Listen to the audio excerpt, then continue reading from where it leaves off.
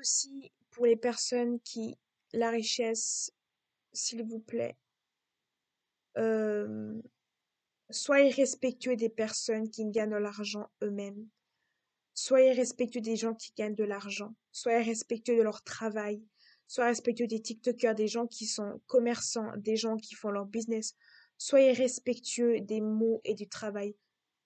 De les insulter et de les critiquer parce qu'ils gagnent de l'argent et de la jalousie, ce n'est pas la bonne solution. Et les personnes riches qui gagnent de l'argent, s'il vous plaît, ne rentrez pas dans leur jeu. Vous êtes plus que ça. Vous êtes plus que ça. Donc, s'il vous plaît, ne réagissez pas. Parce que c'est des comportements de pauvres. Clairement. Quand vous avez gagné de l'argent, gagnez votre argent pour vous avant de donner aux autres. Souvent, vous êtes trop généreux. Et ça, c'est le problème, vous savez. Votre argent, c'est votre argent. Ce que vous avez gagné, vous avez mérité, vous avez la valeur. Si c'est l'argent que vous avez gagné honnêtement avec votre travail, c'est de gageants honnêtes. S'il vous plaît, ne vous minimisez pas. Soyez simple, ne soyez pas narcissique. Soyez simple dans votre manière d'agir. Soyez simple et honnête.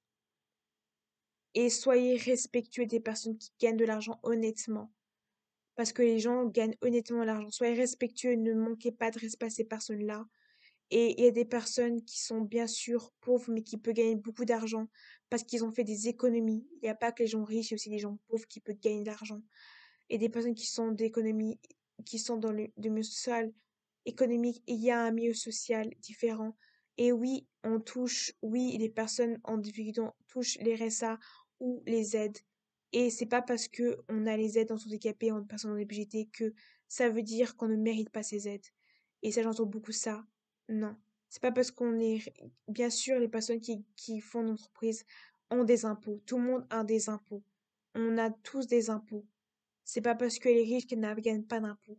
C'est un milieu où on a quand même des impôts. Oui, on a des privilèges. En tant que riche, en tant que personne riche, on a des privilèges comparé aux personnes. Oui, on a ces privilèges. Et oui, on a des privilèges que les personnes économiques n'ont pas. Mais ces privilèges-là, c'est parce qu'on a travaillé pour avoir ces privilèges. On a travaillé pour avoir ces privilèges. Ces privilèges, on ne les a pas eus du jour au lendemain. On a eu. Et ces privilèges et BGT, c'est parce que ce n'est pas un choix. Ce n'est pas un choix, donc ce n'est pas pareil. Et, et la religion, il y a bien sûr aussi des privilèges dans la religion. Je n'ai fait, je crois, une vidéo sur ça, ou sur le racisme, mais aussi des privilèges pour certaines choses. Voilà, je vais parler d'autres choses, bien sûr, sur le féminisme aussi, il y a des privilèges, que j'ai parlé. Mais euh, je ne peux pas. Oui, il y a des privilèges dans les riches. Mais oui, il y a des mauvais privilèges, il y a des privilèges qui sont pas forcément positifs, du fait que peut-être on a tendance à donner des mauvaises pubs. Je dirais que les personnes, ce que je conseille, c'est de ne pas donner une mauvaise pub. Soyez honnête. Peut-être vous ne pensez pas que peut-être vos clients ne peut pas forcément avoir l'argent minimum pour avoir. Donc, pensez réellement à vos clients avant d'investir. Pensez aux clients que vous voulez apporter. Pensez à finances que vous avez besoin. Pensez au type de client avant de faire la vente. Parce que certains clients, vous pouvez vendre quelque chose qu'ils n'ont pas leurs moyens de faire. Pensez aux privilèges que vous avez. Des fois, vous êtes tout dans les personnes qui ont beaucoup d'argent. Souvent, leur entreprise, grâce à l'investissement, vous pourrez payer la voiture grâce à l'entreprise au niveau du boulot.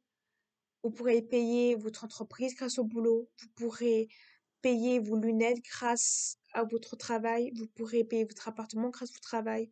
Vous pourrez payer votre voiture grâce à votre travail. Et vous pourrez payer votre nourriture grâce au travail et vous pourrez plein de choses grâce au travail. C'est pour ça qu'il faut investir parce que grâce à l'investissement, vous pourrez faire tout ça. Et grâce à l'investissement, vous pourrez faire des formations de voyage et vous pourrez voyager à Dubaï grâce à l'investissement et vous pouvez faire des voyages de familial jusqu'au votre bébé ou votre nourrisson et où il y aura des occupations. Et oui, quand on a de l'argent, on peut avoir des aides au niveau financier par l'État, mais on peut aussi avoir des aides, mais on n'est pas considéré pareil au niveau de l'État parce qu'en fait, l'important c'est d'apporter au pays. Et oui, au niveau immigration, ça change complètement parce qu'on apporte au pays du pays où on part et on n'a pas besoin de chercher un boulot, donc on n'est pas dépend de l'État. Ce qui est différent des employeurs parce qu'on dépend de l'État. Certains emplois sont payés de l'État, d'autres sont payés des entreprises indépendantes, ce qui n'est pas du tout différent. Et ce qui est différent, c'est que vous ne dépendez plus de l'État si vous gagnez assez d'une somme spéciale. Si vous voulez travailler à côté de votre économie, vous pouvez aussi, mais l'investissement peut beaucoup aider, donc l'investissement est hyper important. Et justement, est-ce que être investi et d'être féministe est une bonne solution? Oui. Est-ce que être féministe et un investisseur LGBT est possible? Oui. Le fait d'être militant et d'être riche de esprits au niveau financier peut beaucoup vous apporter. Le fait que l'apprentissage que je fais dans cette vidéo, c'est l'apprentissage du pouvoir. Je vous apprends tout ça de mon propre expérience, de mon propre vécu pour que vous appreniez et ayez le pouvoir des gens. Le fait que vous connaissez le non-mérité, vous avez du pouvoir de ça.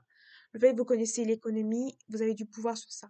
Est-ce que être féministe et être économiquement indépendant est bien? Oui, parce que finalement, vous êtes indépendant et vous êtes contre le sexisme parce que le fait d'être indépendant, vous êtes une femme et que vous avez du pouvoir, peut être une bonne chose. Parce que finalement, ça peut être une bonne chose comme une mauvaise chose d'avoir du pouvoir. Le fait d'être une femme et d'avoir du pouvoir, d'investir en tant que femme peut beaucoup être favorisant de votre vie. Et au niveau aussi enfant, vous aurez plus de favorisation d'avoir des enfants plus facilement au niveau de la fertilité, au niveau d'avoir des enfants. Vous aurez plus de facilité à avoir des enfants, éduquer vos enfants et avoir des écoles plus facilement en investissant de l'argent.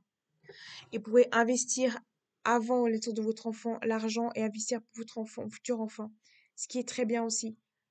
Et est-ce qu'en tant que personne LGBT, c'est bien d'investir? Oui. Parce qu'en tant que personne LGBT, en fait, d'investir, vous pourrez bien sûr aider votre transition et gérer les traitements hormonaux grâce à l'investissement. Et les personnes qui sont racisées peuvent tellement émigrer pour l'immigration. Et ça peut aussi être favorisant. Vous êtes une force. En fait, l'important, c'est que tant que vous dépendez pas de quelqu'un, c'est bien.